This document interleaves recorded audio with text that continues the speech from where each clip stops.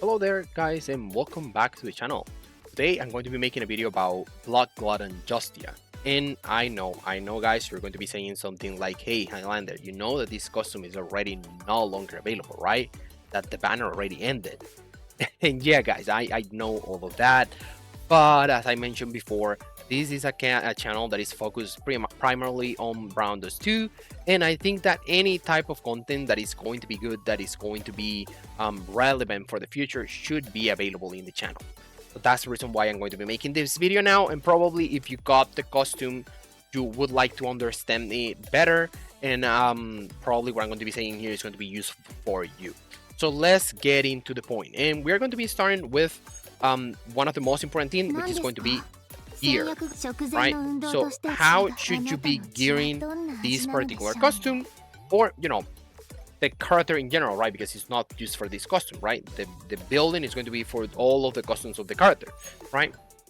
And most of the times you are going to be looking to see something like this. You definitely want to have either 90% defense or 90% magic resistance. I currently don't have that amount because the pieces of gear that I'm using are not tier 4. If they were tier 4, I would be able to reach the 90% threshold, which is going to be the maximum, right? It's capped at 90%. You definitely want to have these. For the necklace, I would be able to have more attack here as well if this was a tier 4, but I have not been lucky enough to get a tier 4, so I'm going with this tier 3 that is already pretty goodly upgraded decently, right, with all attack here, right? And it has HP. The reason why I'm using this is because it has HP and it allows me to survive. And of course, for the gloves, you definitely want to go with the Glutton silver arm.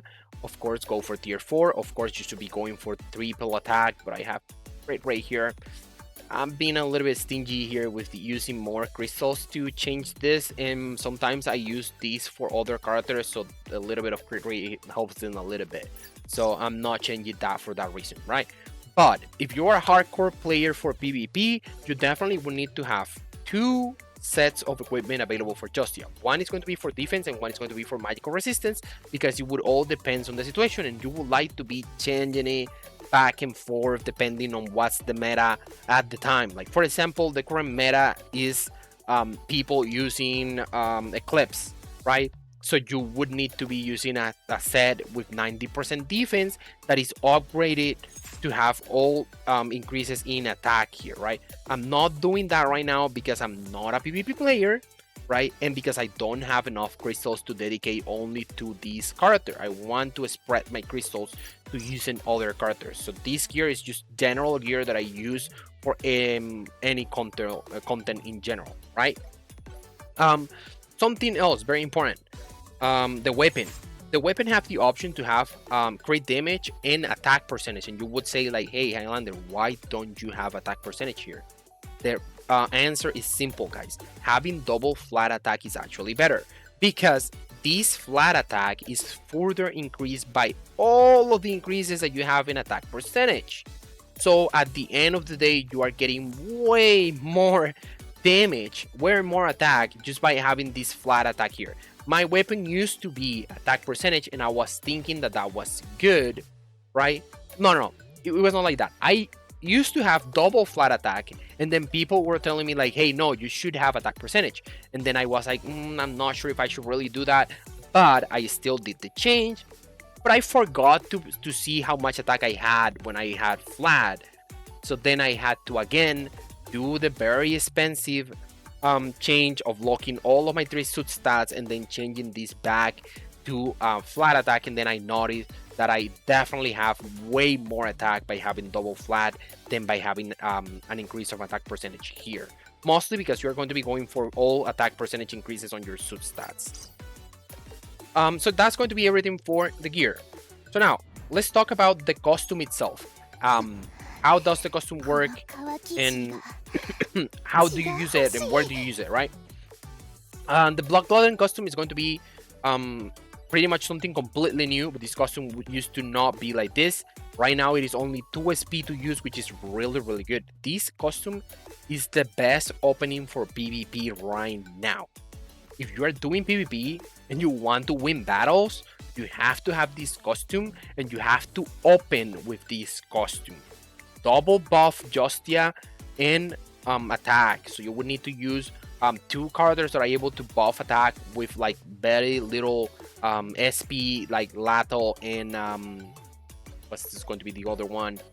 Well, it would be perfect if you have Lato time +3, because that way he will only use 1 SP. Then you can use Arenis, right? Because her buff would last longer and it would be, you know, more useful for the other characters in the team as well, right?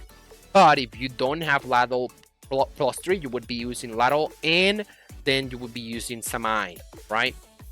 And those 2 characters are going to be buffing, and then you're going to be using this attack. That's going to be a total of 5 SP, and you are going to be able to delete pretty much anyone that is in front of you, right? So again, this costume used to be way different before. What it did is that it was like some kind of like true damage HP drain. You were able to deal like 85% of the HP of the enemy, and it was true damage, so they would not be able to resist that. But you would also not able to kill them because you were not able to crit with that, right? So it was useless, completely useless. Aside from that, what it did is that it gave you some damage reduction afterwards. Completely awful, right? But now what it does, not only it deals fixed damage, which is true damage in essentially it ignores all armor, you know, defense, magical resistance, whatever it is, right? It ignores all type of defenses and all types of damage reductions as well, and just deals damage right away, right?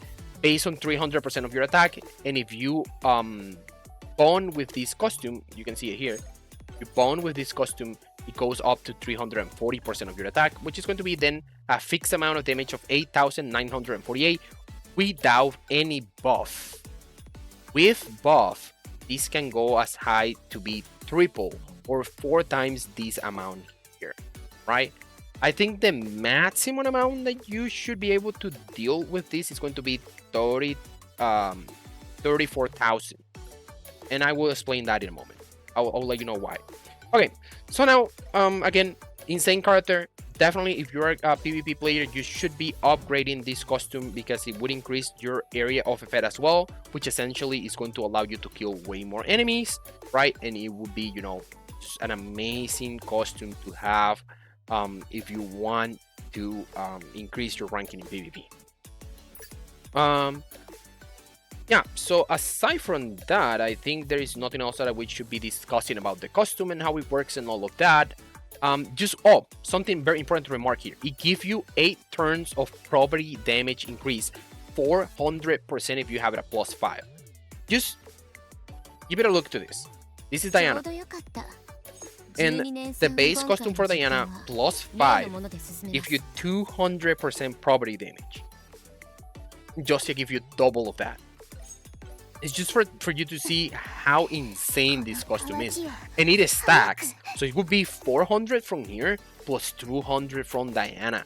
So it's going to be very, very insane when it comes to dealing damage to enemies on, you know, bosses, for example, right? In PvP, it would make no difference because the way in which property damage, if you don't know, property damage means that whenever you are attacking an enemy that is weaker to your element, you deal more damage. So you would only deal 400% more damage if you are attacking an enemy that is of the dark element. If the enemy is not of the dark element, then you would not be able to deal more damage. This buff would be useless, completely useless, right?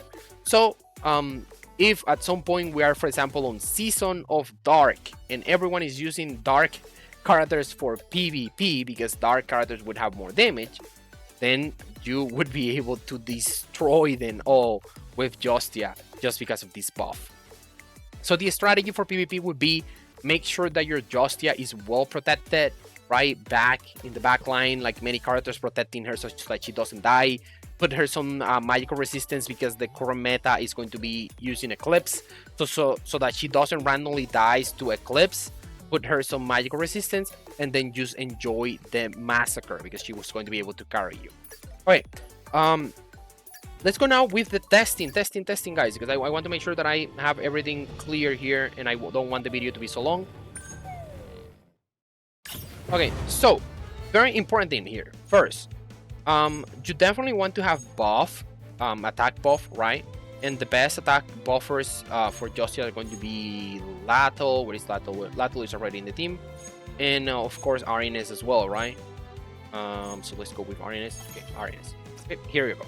So also keep in mind, Justia self buff. So she has this that would immediately provides her with a buff, and it would be effective until you are able to use this costume. And after you use this costume, then it will no longer be available because it's used only for 4 turns, right? So you can buff with that. You can buff with this as well. And again, this is going to be giving you 70% attack increase for 4 turns, and then another additional increase for 2 turns that you're not going to be able to enjoy on the first turn that you use this. So my recommendation is, if on the first turn you're not going to be attacking with Justia, don't use the buff for Lato. Save it, right? And then I can use the one with Liatris, because this one lasts for 6 turns, so it's going to be available for all of the costumes. So let's go with that.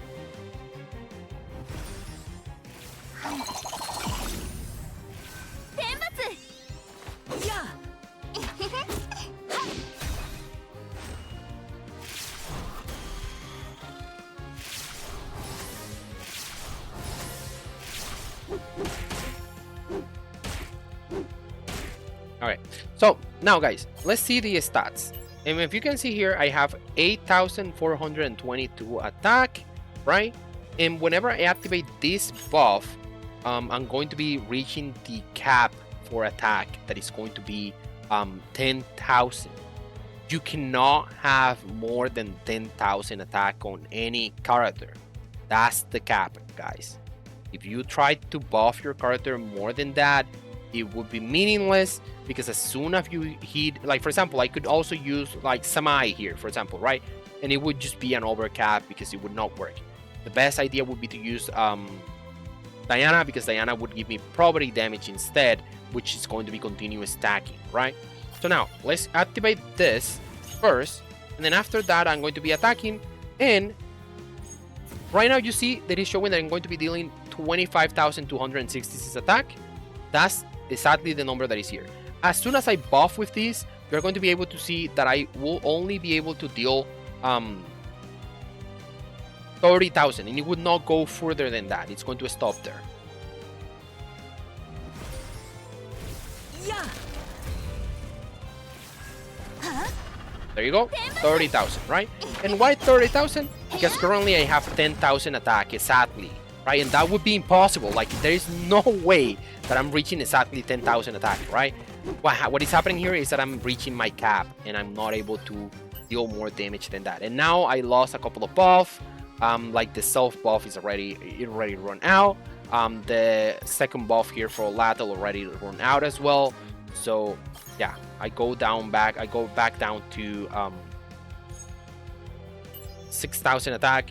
That's why you should be bonding with this costume for PvE, probably because it would give you the buff, but I'm not so sure about that. I think that the solution is actually to just have this costume with more upgrades, because that way you would have more attack increases here, right?